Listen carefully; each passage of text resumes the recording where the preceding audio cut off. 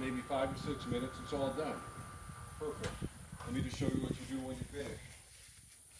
What I do is I open this up here, pull the safety out, don't want any problems. Then you pull the battery out.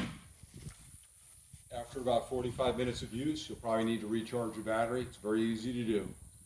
Never a problem. This thing's light, 13 inches, easy to maneuver, works great for a small yard like this one. Like and subscribe. Don't forget. Have a nice day.